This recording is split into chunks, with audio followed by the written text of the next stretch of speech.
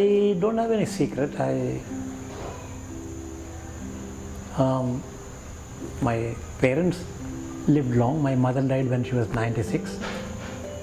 So genes are with longevity.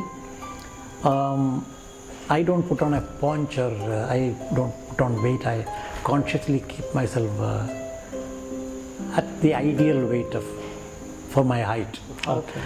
When I turned 50, I became vegetarian. I stopped eating all kinds of meat. Why? That was an external symbol of some change in my own mind in terms of anger, aggression, those kind of things. You know, I have to be at first, I have got to do this. Those kind of things I could kind of keep it down. And the vegetarianism was an external symbol reminding me that this is the way you became a vegetarian. How did this vegetarian has helped you? What was the thing that has made you to be vegetarian? I don't know whether it has helped me or not, but it's again a psychological understanding. I mean, why do sannyasis wear saffron color? I mean, so that you look at yourself and say you're different. So vegetarianism was again a way of thinking that, you know, I'm not going to eat any animal flesh. I eat fish.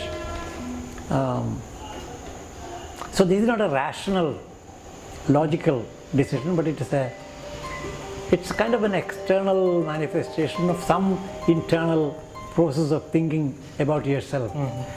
So I'm able to delve deep into myself. That's an Indian cultural.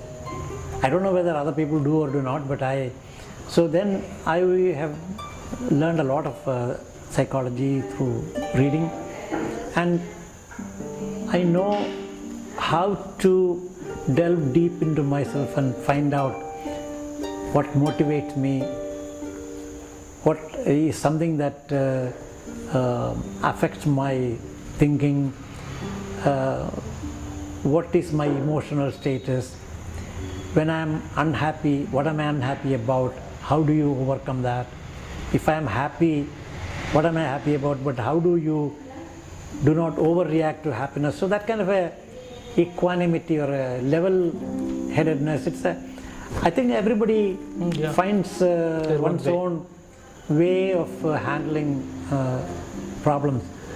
Of course, I've had problems. People not accepting your point of view sometimes can be a big emotional problem. However, you don't have to give up. You don't have to change your mind if you believe. I used to say, you know, he stands strongest who stands alone. You know, throughout my scientific career, when I say something, people say, no, that's not in the textbook. When I introduced measles vaccine, all my colleagues in Chennai, they even wrote in newspapers, this vaccine should not be used in India. Okay, so how do you overcome that? So you accept their friendship and try to change their mind, but you lead from in front. 24,000 doses of measles vaccine I injected by myself. What does that show? That shows that I'm bold enough to do it, and I'm showing and you know, the opposition melted away. But when you give the first injection, after having heard, don't do it from my colleagues, you've got to really think hard. Shock. Take that one step. This is 1978.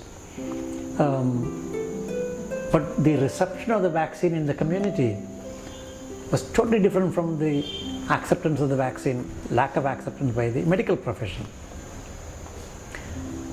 So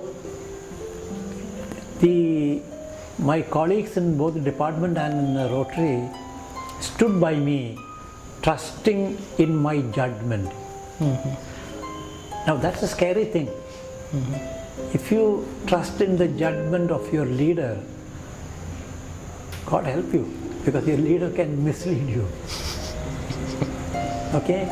But the courage of a conviction was sufficient for me to move forward. So the point is that I'm citing one or two examples only, but there are many occasions.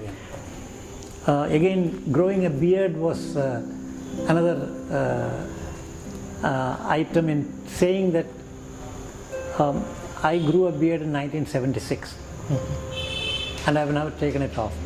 That was a time when in CMC there was not a single faculty member who would grow a beard. It was kind of taken as a rebellious, kind of not the conformist approach. I've never been a conformist. I've been an independent thinker, and the beard also was a reminder to me that you are an independent thinker. Well, I mean, as I tolerate and accept others, I want others to accept me and tolerate me. It's a reciprocal business. In the department, head of the department till the lowest attender, we are equal. Okay. So that sense of equality, equal in the sense, we are not equal in the physical sense, but the freedom they have, the access to me that they need, is just like any other senior technical persons or attender have equal access to the head of the department. These are all things that I learned from my own father. He was like this. Your father? Yeah, very just in treating everyone else. Kind of a even-handed treatment of everybody.